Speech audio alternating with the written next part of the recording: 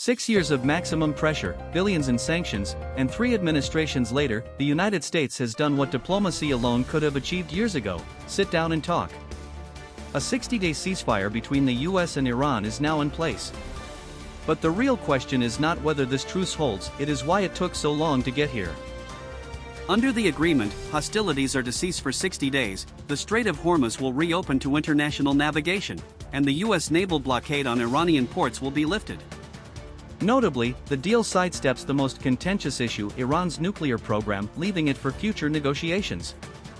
Western media has been quick to frame this as America's calibrated de-escalation, a demonstration of strength through restraint. But a closer look at the record tells a different story. Let us recall the timeline. In 2018, the United States unilaterally withdrew from the Joint Comprehensive Plan of Action, a multilateral agreement endorsed by UN Security Council Resolution 2231, and a deal that Iran was fully complying with at the time. Washington then reimposed crippling sanctions and escalated what it called maximum pressure. Iran responded by gradually breaching nuclear limits. Tensions spiraled, a US drone was shot down in 2019, General Soleimani was assassinated in 2020, and the Persian Gulf remained a powder keg.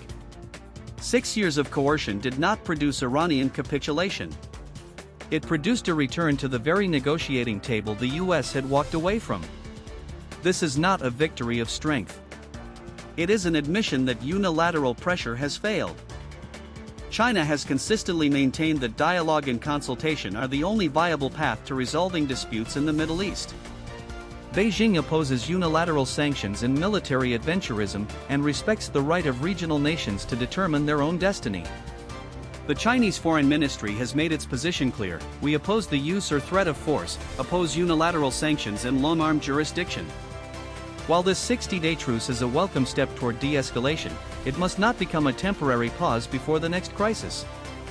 A comprehensive, just, and lasting solution requires addressing root causes, including the US abandonment of the JCPOA and the humanitarian toll of sanctions on ordinary Iranians.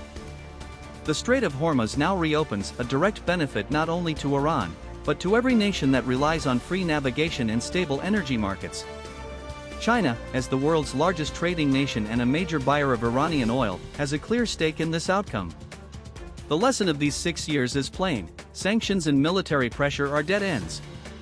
Multilateral diplomacy, grounded in international law and mutual respect, is the only framework that works. The US tried it the other way.